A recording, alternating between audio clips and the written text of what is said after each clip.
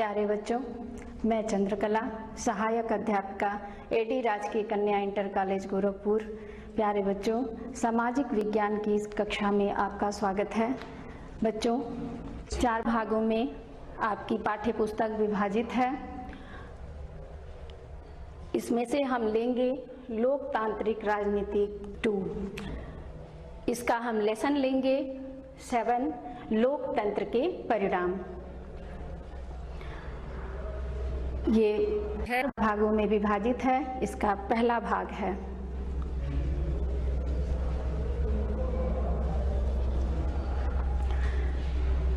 बच्चों, लोकतंत्र के परिणाम से क्या तात्पर्य है? लोकतंत्र कहते हैं जनता के शासन को, और परिणाम का अर्थ होता है बच्चों कि लोकतंत्र से हम क्या प्राप्ति करते हैं। यहाँ हम लोकतंत्र के परिणाम को जानेंगे। बच्चों, आपके इस अध्याय का उद्देश्य है लोकतंत्र के परिणामों को जानना। आइए लोकतंत्र के परिणाम को हम जानते हैं।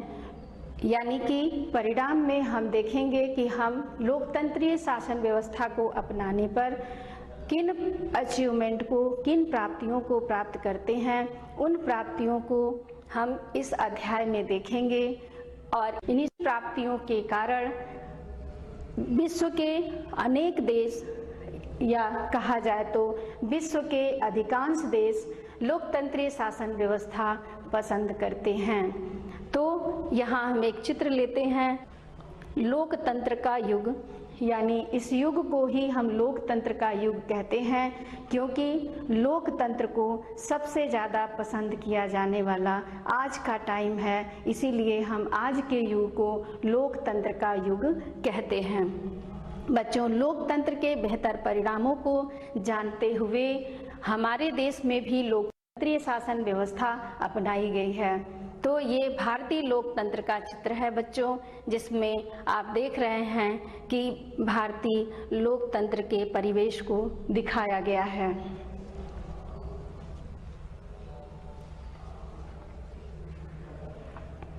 बच्चों, आपके इस अध्याय में शिक्षण का मुख्य बिंदु है परिचय, लोकतंत्र के परिणामों का मूल्यांकन कैसे करें, उत्तरदायी, जिम्मेवार और वैध शासन, आर्थिक समृद्धि और विकास, लोकतंत्र की आर्थिक उपलब्धियां, समानता और गरीबी में कमी, सामाजिक विविधताओं में सामंजस्य, नागरिकों की गरिमा और आजादी। बच्चों, इस अध्याय को हम 4 भागों में अध्ययन करेंगे। आज इस भाग में, भाग 1 में हम इसमें से सिर्फ 2 बिंदुओं को लेंगे। वो हैं पाठ का परिचय, लोकतंत्र के परिणामों का मूल्यांकन कैसे करें। अर्थात इस भाग में केवल हम इन 2 बिंदुओं पर ही चर्चा करेंगे। हमारा पहला टॉपिक है पाठ का परिचय। आइए बच्चों, हम अपने पाठ से परिचित होते हैं। यह अध्याय का यह भाग परिचयात्मक है, अर्थात पूरे अध्याय में हम क्या और कैसे पढ़ेंगे इस बात का ही अध्ययन करेंगे। लोकतंत्र के विभिन्न पड़ावों को पार करते हुए लोकतंत्र की इस ज्ञान यात्रा के हम आखिरी पड़ाव पर हैं, अर्थात हम यहाँ पर लोकतंत्र के विभिन्न पहलुओं का अध्ययन कर चुके हैं, और इस आखिरी पहलू जिसको हम परिणाम कहते हैं, हम उस पर आ रहे हैं, और ये आखिरी पड़ाव है हमारा परिणाम। तो इन विशिष्ट बातों की चर्चा के क्रम में अब हम कुछ सामान्य किस्म के प्रश्न लेते हैं। ये वो टाइम है जब हम उन प्रश्नों को जानने जो हमारे सामने उपस्थित हो रहे हैं। वो प्रश्न है बच्चों, लोकतंत्र क्या करता है? तो परिणामों में सबसे पहले हम ये देखेंगे कि लोकतंत्र के कार्य क्या हैं। फिर हम आएंगे लोकतंत्र से हम अमूमन किन परिणामों की उम्मीद करते हैं, यानी हमको ऐसी उम्मीदें हैं लोकतंत्र से, और उन उम्मीदों को लोकतंत्र पूरा करता है कि नहीं, हम ये परिणामों के माध्यम से देखेंगे। फिर है, क्या वास्तविक जीवन में लोकतंत्र इन उम्मीदों को पूरा करता है, इसको भी हम देखेंगे कि केवल हम इसको चाहते हैं या ये पूरा भी होता है। फिर लोकतंत्र के परिणामों का मूल्यांकन कैसे करें, इस टॉपिक को हम देखेंगे। इन विषयों को विचार करने के पश्चात हम इस बात पर गौर करेंगे बच्चों कि विभिन्न मामलों में लोकतंत्र से कैसे परिणाम वांछित हैं और वास्तविक धरातल पर क्या परिणाम आते हैं। तो बच्चों, यहाँ हम देखेंगे कि हम चाहते क्या हैं और वास्तविक धरातल पर हम देखेंगे कि क्या ये परिणाम हम जो चाहते हैं वो परिणाम के रूप में हमें वो प्राप्त हो रहा है या नहीं।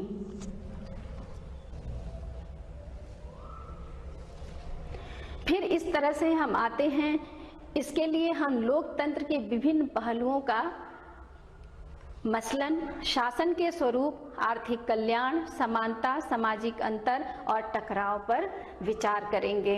यहाँ पर एक हम अवधारणा मानचित्र लेंगे जिसके माध्यम से हम देखेंगे कि हम इस अध्याय में किन किन परिणामों को प्राप्त कर रहे हैं। तो यहाँ ये है बच्चों अवधारणा मानचित्र लोकतंत्र के परिणाम से संबंधित कि लोकतंत्र के परिणाम के रूप में हमको क्या प्राप्त हो रहा है। तो लोकतंत्र के हमको 3 रूप में परिणाम प्राप्त होते हैं। पहला है राजनीतिक परिणाम। राजनीतिक परिणाम के रूप में हमको एक जिम्मेदार सरकार, एक जवाबदेह सरकार और वैध सरकार की प्राप्ति होती है। इसी प्रकार आर्थिक परिणाम के रूप में हमको आर्थिक समृद्धि और विकास प्राप्त होता है और दूसरा है आर्थिक के क्रम में गरीबी और असमानता में कमी आती है। तो ये है हमारा आर्थिक परिणाम। इसके बाद हम अपने सामाजिक परिणाम पर आते हैं और देखते हैं कि सामाजिक विविधता में सामंजस्य स्थापित करता है ये लोकतंत्र। इसके बाद सद्भावनापूर्ण जीवन की प्राप्ति भी कराता है। तो इस प्रकार अगर हम इस अवधारणा मानचित्र पर विचार करते हैं तो हम पाते हैं कि ये वास्तव में हमारी उम्मीदों को पूरा करता है। आखिर में हम आएंगे आज़ादी और स्वाभिमान जैसे मामलों पर। अर्थात हमने पीछे अवधारणा मानचित्र को देखा जिसमें सामाजिक, आर्थिक और राजनीतिक पहलुओं पर विचार हमने किया कि उस पे क्या परिणाम हमको प्राप्त होते हैं उस रूप में। लेकिन अब हम यहाँ देखेंगे कि हमको आज़ादी और स्वाभिमान जैसे मामलों पर क्या प्राप्ति होती है। बच्चों, आज़ादी प्रत्येक व्यक्ति के लिए बहुत ही आवश्यक है और उतना ही आवश्यक है हमारा स्वाभिमान। तो बच्चों, आज़ादी ये हमको दे रहा है कि नहीं और हमारे स्वाभिमान की ये कितनी रक्षा कर पाता है, इस पर भी हम गौर करेंगे। जहां हमें प्राप्त होंगे कुछ सकारात्मक परिणाम और इन परिणामों से उत्पन्न होंगे कुछ प्रश्न और शंकाएं जो हमें लोकतंत्र की चुनौतियों की ओर ले जाएंगे। बच्चों, लोकतंत्र की चुनौतियां जो हैं ये हमारा अगला अध्याय है, इसको हम अगले अध्याय में अध्ययन करेंगे। यहाँ पर हम उसके सकारात्मक परिणामों को ही देखेंगे।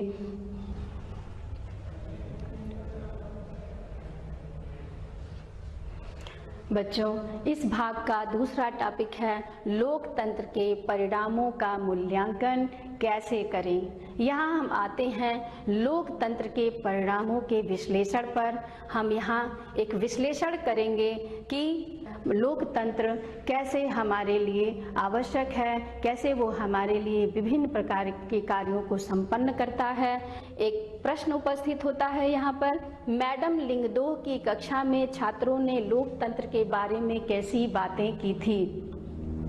बच्चों, आपने 9th में लोकतंत्र के अध्याय में पढ़ा होगा जो आपकी कक्षा 9th की कक्षा का पाठ्यपुस्तक के दूसरे अध्याय का लेसन है। उसमें मैडम लिंगदोह ने छात्रों के मध्य एक परिचर्चा रखी थी और परिचर्चा के माध्यम से लोकतंत्र को समझाने का प्रयत्न किया था। बच्चों, तो हम उस परिचर्चा को यहाँ इसलिए लेते हैं या इसलिए इस परिचर्चा को पसंद किया गया है कि अगर हम लोकतंत्र की अवधारणा को समझने का प्रयास करें तो सबसे पहले उपस्थित होता है कि हम उसके शाब्दिक अर्थ को जानें। किसी भी विचारधारा के शाब्दिक अर्थ को पहले हम जानते हैं, उसके बाद हम उसके विचारकों द्वारा दी गई परिभाषाओं के माध्यम से उसके अर्थ को निकालते हैं। तो सबसे पहले हम शाब्दिक अर्थ लेते हैं। लोकतंत्र का शाब्दिक अर्थ क्या है? तो बच्चों, लोकतंत्र का शाब्दिक अर्थ है लोक अर्थात जनता और तंत्र अर्थात शासन। इस प्रकार जनता के शासन को लोकतंत्र कहते हैं और ये हमारा शाब्दिक अर्थ होता है। लेकिन कई बार ऐसा होता है कि शाब्दिक अर्थ से पूर्ण अर्थ नहीं निकल पाता है। फिर हम आते हैं विचारकों की परिभाषाएं क्या कहती हैं लोकतंत्र के विषय में। तो यहाँ पेरिक्लीज की परिभाषा आती है, ऐसी सरकार जिसमें जनता शक्तिशाली हो वो लोकतंत्र है।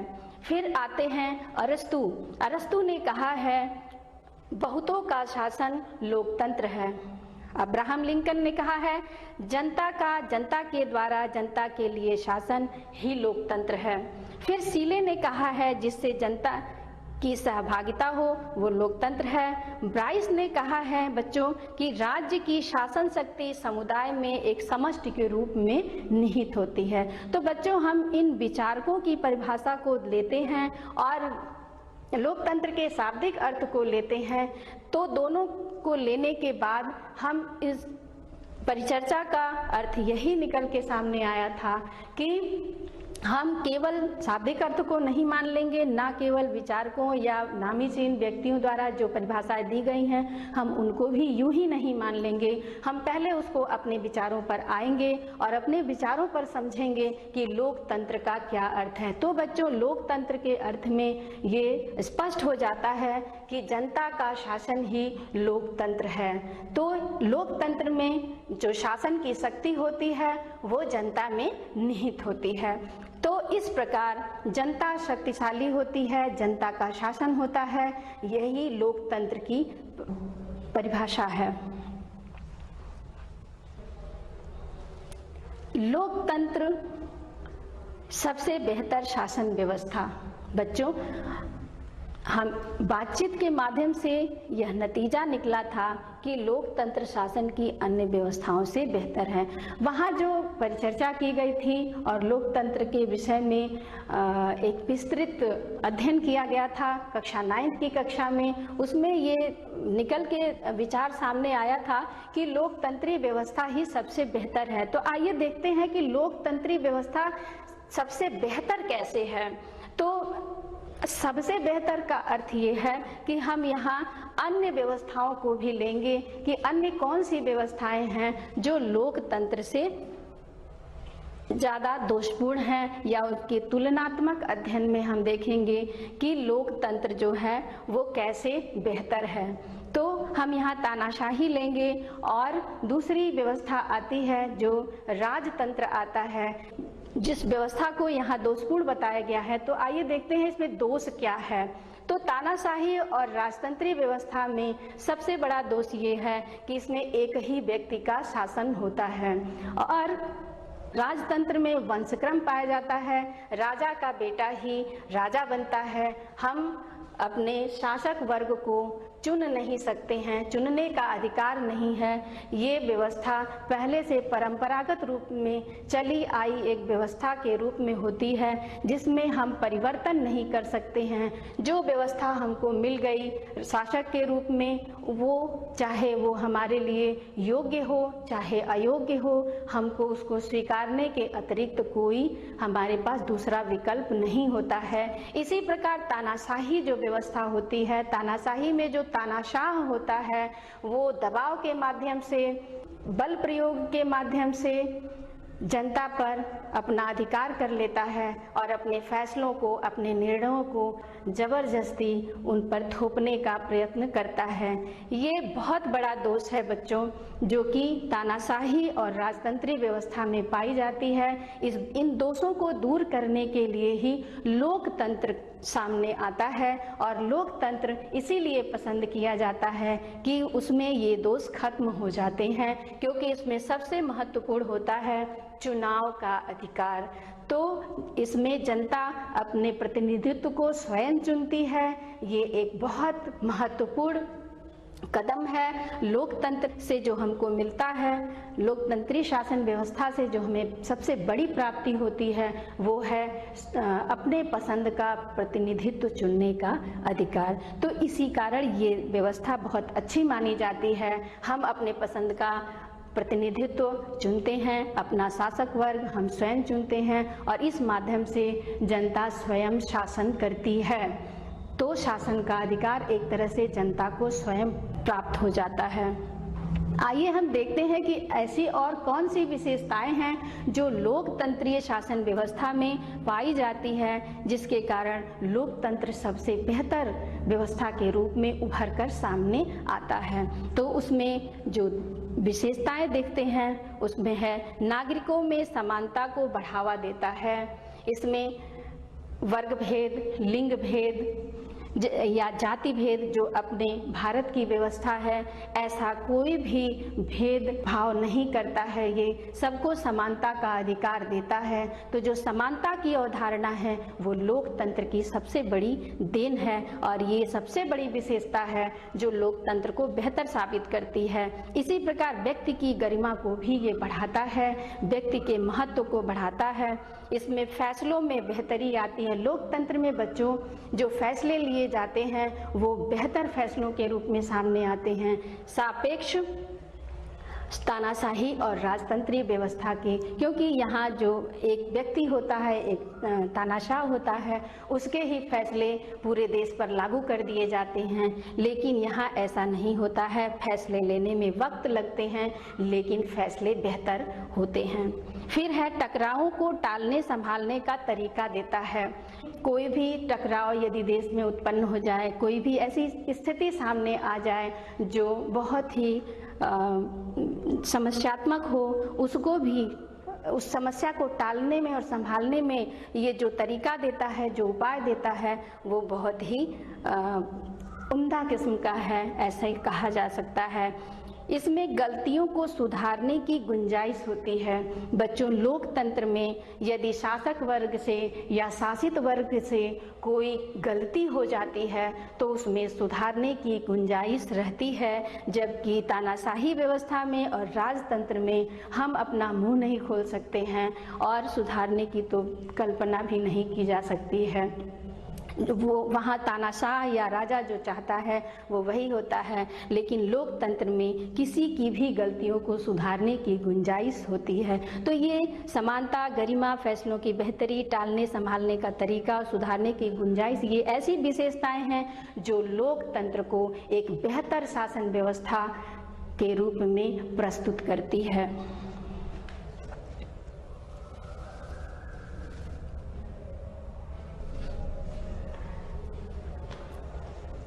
यहाँ एक प्रश्न उपस्थित होता है बच्चों, क्या ये उम्मीदें लोकतांत्रिक शासन व्यवस्थाओं से पूरी होती हैं?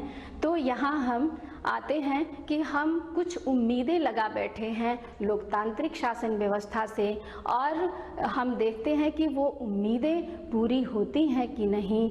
तो हम इसके लिए क्या करेंगे? अपने आसपास के लोगों से बात करेंगे ये जानने के लिए कि वो क्या चाहते हैं लोकतंत्र से।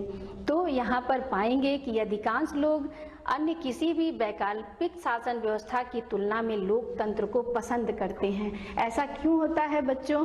क्योंकि लोकतंत्री व्यवस्था में वो अपने आप को स्वतंत्र पाते हैं, स्वतंत्रता का अनुभव करते हैं और ऐसा उनको आभास होता है कि हम स्वयं शासन कर रहे हैं। तो इस प्रकार उनकी वो उम्मीदें पूरी होती हैं लोकतंत्र से। लेकिन लोकतांत्रिक शासन के कामकाज से संतुष्ट होने वालों की संख्या उतनी बड़ी नहीं होती, सो हम इस दुविधा की स्थिति में भी आ जाते हैं। तो चूंकि बच्चों हम यहाँ परिणाम का अध्ययन कर रहे हैं, परिणामों को प्राप्त करने की कोशिश कर रहे हैं, तो हम यहाँ दोनों पक्ष का अध्ययन करेंगे कि लोग उसको पसंद करते हैं, लोगों की उम्मीदें पूरी होती हैं, लेकिन कुछ ऐसे लोग भी होते हैं जो उसके कामकाज से, उसके कार्य करने के तरीके से संतुष्ट नहीं होते हैं। लेकिन अगर दोनों के तुलनात्मक अध्ययन को देखा जाए तो लोकतंत्र को पसंद करने वालों की संख्या बहुत ज़्यादा है, या यूँ कहा जाए जिन भी देशों में लोकतंत्रीय शासन व्यवस्था अपनाई गई है वो सर्वाधिक है।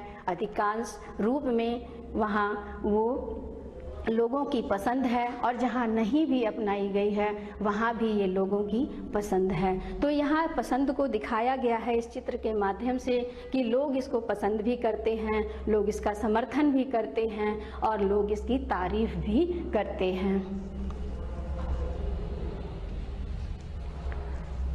यहाँ हम देखेंगे कि हम लोकतंत्र को क्यों पसंद करते हैं, लोकतंत्र को पसंद करने के कारण।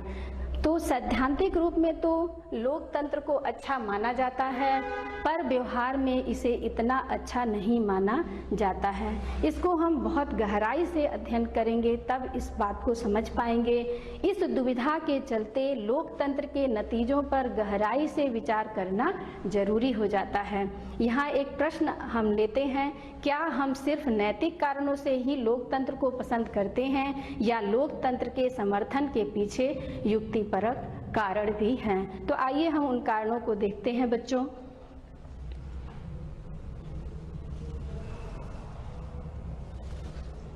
लोकतंत्र को पसंद करने के कारणों में आते हैं लोकतंत्र को पसंद करने के नैतिक कारण और लोकतंत्र को समर्थन करने के युक्तिपरक कारण।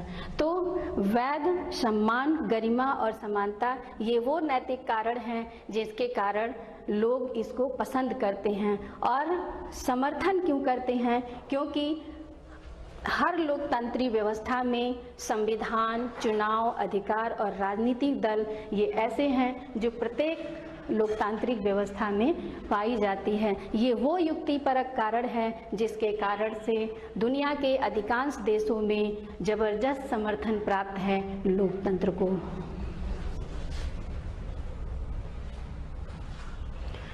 बच्चों, इस समर्थन को देखने के लिए हम यहाँ एक विश्व का मानचित्र लेंगे।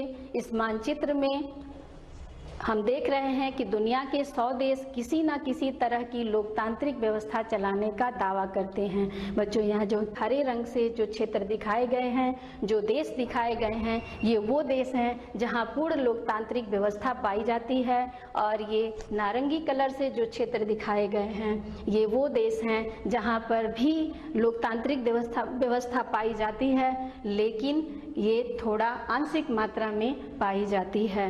इस प्रकार हम देखते हैं कि विश्व के अधिकांश देशों में लोकतंत्रीय व्यवस्था ही पाई जाती है और जहाँ नहीं पाई जाती है वहाँ भी इसकी प्रक्रिया में लोग लगे हुए हैं कि वहाँ भी लोकतंत्र की स्थापना हो जाए।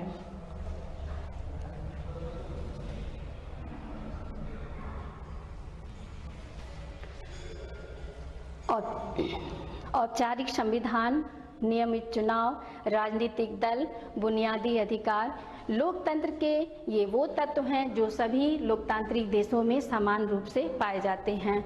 और सामाजिक स्थिति, आर्थिक उपलब्धि, सांस्कृतिक स्थिति और अल्पसंख्यक ये ऐसे तत्व हैं जिनके मामले में ये देश एक दूसरे से काफ़ी अलग अलग हैं। वे सभी तत्वों का लोकतांत्रिक शासन व्यवस्था के नतीजों पर भी असर पड़ता है। एक जगह की जो उपलब्धि है वो दूसरे जगह भी उसी तरह दिखाई दे ये जरूरी नहीं है। तो उपलब्धि के मामले में दो देश भिन्न भिन्न हो सकते हैं। आइए देखते हैं हम उन बुनियादी चीज़ों को जिसकी उम्मीद हम लोकतांत्रिक शासन व्यवस्था से करते हैं। तो ये वो बुनियादी चीज़ें हैं, लोगों का अपना शासक चुनने का अधिकार और उन पर नियंत्रण, फैसला लेने में ज़्यादा समय लगे लेकिन प्रभावी हो, पारदर्शिता, लोगों की ज़रूरतों और मांगों का ध्यान रखा जाए।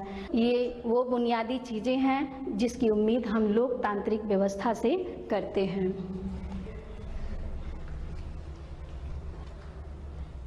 लोकतंत्र को सभी सामाजिक, आर्थिक और राजनीतिक समस्याओं का समाधान करने के लिए हम हर मर्ज की दवा के रूप में इसका प्रयोग करने लगते हैं। ऐसा मानने लगते हैं कि लोकतंत्र हर मर्ज की दवा है। तो बच्चों, ऐसा नहीं है, लोकतंत्र हर मर्ज की दवा नहीं है। और जब हमारी कुछ उम्मीदें पूरी नहीं होती हैं तो हम लोकतंत्र की अवधारणा को ही दोष देने लगते हैं। यहाँ संदेह स्वरूप एक प्रश्न उपस्थित होता है कि हम जिस व्यवस्था में रह रहे हैं क्या वो व्यवस्था लोकतंत्रीय है? क्या हम वास्तव में लोकतंत्रीय व्यवस्था में रह रहे हैं? तो यहाँ हम पाते हैं लोकतंत्र के परिणामों के बारे में सावधानी पूर्वक विचार करने की दिशा में पहला कदम यही है कि हम ये माने कि लोकतंत्र शासन का एक स्वरूप भर है। यह कुछ चीज़ों को हासिल करने की स्थिति तो बना सकता है, पर नागरिकों को उन स्थितियों का लाभ लेकर अपने लक्ष्यों को हासिल करना होता है। बच्चों, हम यहाँ पर लोकतंत्री शासन व्यवस्था को एक साधन माने, इसको सब कुछ ना मान लें। हम उन साधनों का प्रयोग करके हम अपने लाभों को प्राप्त कर सकते हैं, अपने सपनों को साकार कर सकते हैं और अपनी उम्मीदों को पूरा कर सकते हैं। इतना ही नहीं, लोकतंत्र का उन अनेक चीज़ों से ज़्यादा सरोकार नहीं होता जिनको हम बहुत ही मूल्यवान मानते हैं।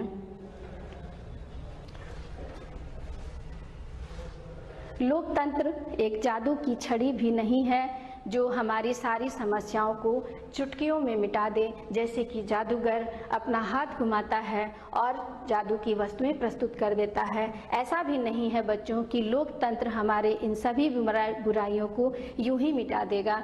यहाँ पर दिखाया गया है भारतीय लोकतंत्र में उपस्थित उन समस्याओं को जो लोकतंत्र से लोग पूरा करना चाहते हैं, लोकतंत्र से उम्मीद रखे हुए हैं कि हमारी इन समस्याओं का ये समाधान कर देगा। लेकिन ऐसा नहीं है, ये कोई ऐसी जादू की छड़ी नहीं है लोकतंत्र कि जिसको अपना लेने मात्र से हम अपने समस्याओं को मिनटों में गायब कर दें। इसके लिए हमें एक सार्थक कदम उठाने की आवश्यकता पड़ती है। अगर हम अपने सार्थक कदम को उठाएंगे और सार्थक कदम को उठाते हुए हम अपने फैसले लेंगे, अपने उन उपायों को ढूंढेंगे जो हमारी समस्याओं को हल कर सकते हैं, तो हम अपने परिणामों को प्राप्त कर लेंगे। यहाँ हम एक रिकॉर्ड को लेंगे, यहाँ एक जांच करेंगे। 1950 से 2000 के बीच आर्थिक विकास के मामले में तानाशाहियों का रिकॉर्ड बेहतर है, लेकिन इस एक कारण से हम लोकतंत्र को अक्षम नहीं मान सकते हैं, क्योंकि आर्थिक विकास के मामले में तानाशाही व्यवस्था कुछ आगे है, लेकिन वो लोकतंत्र से इतना भी आगे नहीं है कि हम लोकतंत्र को अक्षम घोषित कर दें। वास्तव में ये लोकतंत्र में और तानाशाही व्यवस्था में बहुत थोड़ा सा अंतर है जिसको हम उपेक्षित कर सकते हैं।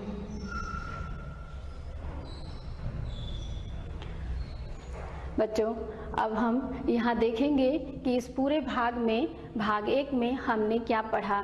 तो हमने यहाँ पाठ का परिचय पढ़ा, लोकतंत्र के परिणामों का मूल्यांकन कैसे करें इस बात को जाना, फिर लोकतंत्र के अर्थ को ज्ञात किया मैडम लिंगदोह की कक्षा के माध्यम से, जो कि हमारा कक्षा 9 की कक्षा का अध्याय था। उसके माध्यम से हम लोकतंत्र के अर्थ को निकाले। फिर हमने विचारकों की परिभाषाओं को जाना और समझा।